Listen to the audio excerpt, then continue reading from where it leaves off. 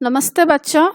आज मैं आप लोगों को क्लास 7 बाल महाभारत के तहत युधिष्ठिर की चिंता और कामना इसके बारे में मैं आपको पढ़ाऊंगी। और इससे पहले बाल महाभारत का बहुत सारा टॉपिक्स मैं पढ़ा चुकी हूँ और क्लास 7 वसंत का हिंदी का बहुत सारा मैं चैप्टर भी पढ़ाई हूँ और हिंदी व्याकरण भी आसान रूप में मैं पढ़ाई हूँ। तो उन सबको देखने के लिए आप ऊपर दिए गए आई बटन पर क्लिक करके देख सकते हैं या नीचे दिए गए डिस्क्रिप्शन बॉक्स में देख सकते हैं या प्लेलिस्ट में जाकर देख सकते हैं।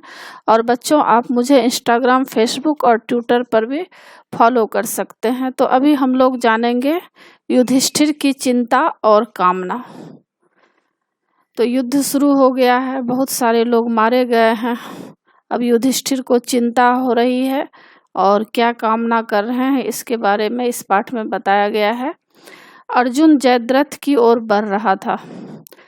दुर्योधन अर्जुन को रोकने के लिए उसका पीछा कर रहा था। पांडव सेना ने शत्रुओं पर जोरदार हमला किया।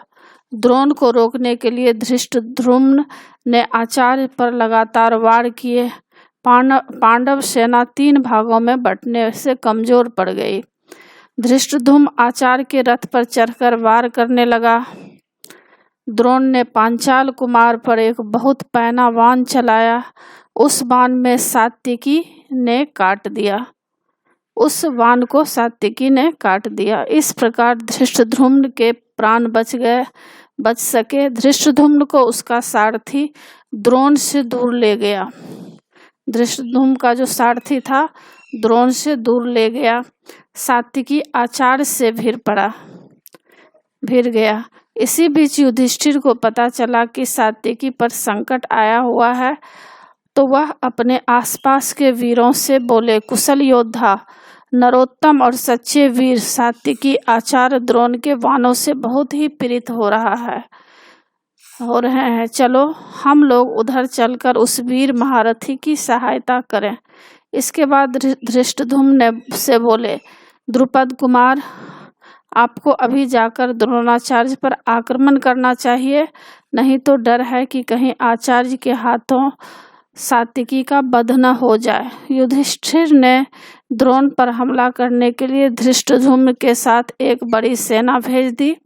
समय पर कुमुक के पहुंच जाने पर भी बड़े परिश्रम के बाद ही सात्विकी को द्रोण के फंदे से छुड़ाया जा सका।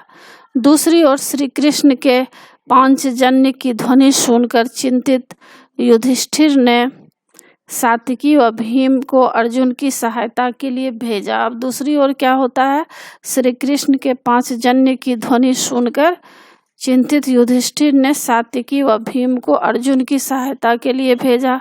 युधिष्ठिर ने भीम से कहा, मेरा कहना मानकर ही सात्विकी अर्जुन की सहायता को कौरव सेना से युद्ध करता हुआ गया है।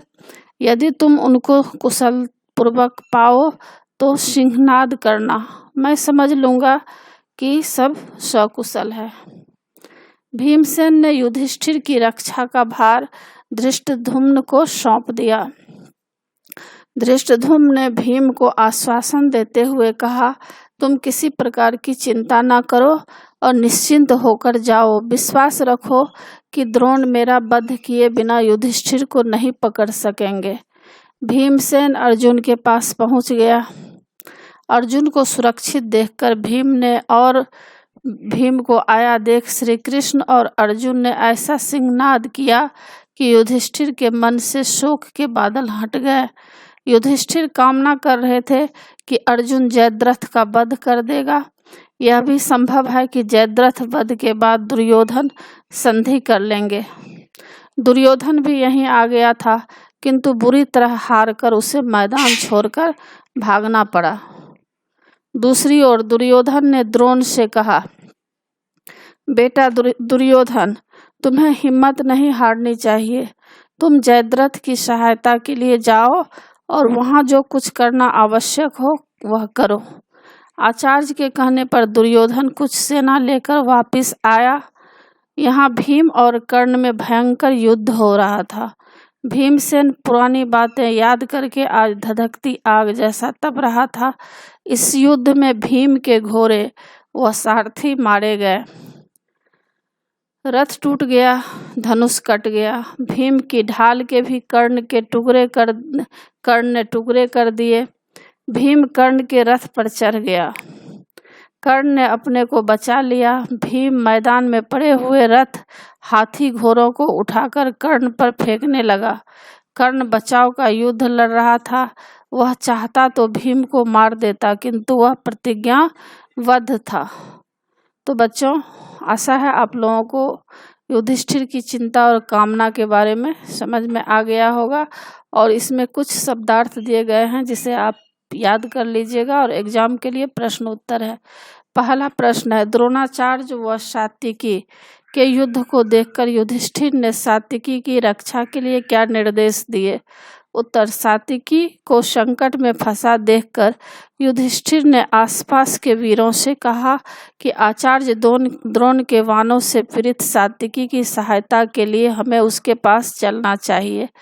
विशेषतः धृष्टद्युम्न को यह भार सौंपा गया कि वह द्रोणाचार्य से सात्विकी के प्राण बचाए।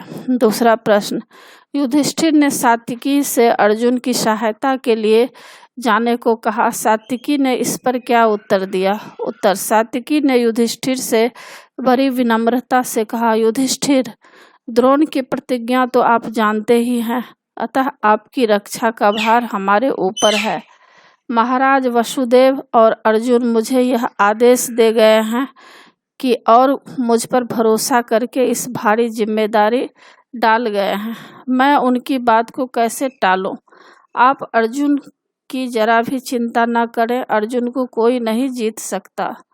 तीसरा प्रश्न, सात्विकी व अर्जुन की रक्षा के लिए जब भीम को जाने का आदेश दिया तब भीम ने धृष्टद्युम्न से क्या कहा? उत्तर, युधिष्ठिर का आदेश पाने के बाद भीम ने धृष्टद्युम्न से कहा कि आचार्य द्रोण के प्रण को विफल करने अर्थात युधिष्ठिर को बंदी न होने देने का दायित्व तुम्हारा है। मैं महाराज को आपके भरोसे पर छोड़कर जा रहा हूँ। चौथा प्रश्न, भीमसेन द्वारा धृष्टद्युम्न पर युधिष्ठिर की रक्षा का भार सौंपने पर धृष्टद्युम्न ने भीम को क्या विश्वास दिलाया? उत्तर, धृष्टद्युम्न ने भीम से कहा, तुम किसी प्रकार की चिंता न करो और निश्चिंत होकर जाओ। विश्वास रखो कि द्रोण मेरा वध किए बिना युधिष्ठिर को नहीं पकड़ सकेंगे। पांचवा प्रश्न, कर्ण ने भीम को क्यों नहीं मारा? उत्तर, कर्ण ने मां कुंती के समक्ष प्रतिज्ञा की थी कि केवल अर्जुन को छोड़कर और किसी कुंती पुत्र को मारने की चेष्टा नहीं करेगा। युद्ध पश्चात वह बचेगा या अर्जुन? कुंती पुत्र 5 ही रहेंगे। अब बच्चों, इसमें कुछ बहुविकल्पी प्रश्नोत्तर हैं जिसको MCQ यानी मल्टीपल चॉइस क्वेश्चन कहते हैं। वह भी एग्जाम में आता है। तो वह इस तरह से पूछा जाएगा। आपको 4 ऑप्शन रहेंगे, एक ऑप्शन इसमें सही रहेगा, उसको टिक करना है या लिखना है, जैसा कहे वैसा आप करेंगे। पहला प्रश्न है, पांडव सेना की शक्ति कमजोर क्यों पड़ गई? इसमें 4 ऑप्शन है। इसका उत्तर क है, 3 भागों में बंटने के कारण। दूसरा, भीमसेन ने युधिष्ठिर की रक्षा का भार किसे सौंपा? इसका उत्तर ख है, धृष्टद्युम्न को। तीसरा, कर्ण ने भीम को क्यों नहीं मारा? इसका उत्तर ग है, वह प्रतिज्ञाबद्ध था कि केवल अर्जुन के सिवा किसी पांडव पर हाथ नहीं उठाएगा। चौथा प्रश्न, भीम ने घमासान युद्ध क्यों किया?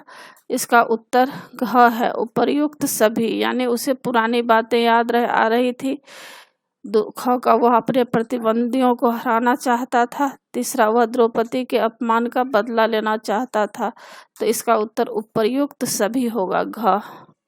तो बच्चों, आशा है आप लोगों को सारा पाठ समझ में आ गया होगा। एग्जाम के लिए अच्छी तरह तैयार कर लीजिएगा।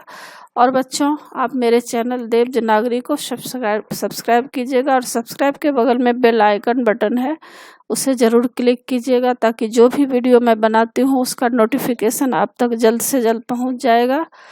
लाइक कीजिएगा और शेयर कीजिएगा, कमेंट्स ज़रूर कीजिएगा कि आपको यह पाठ कैसा लगा। नए पाठ के साथ फिर मैं मिलूँगी बच्चों। धन्यवाद।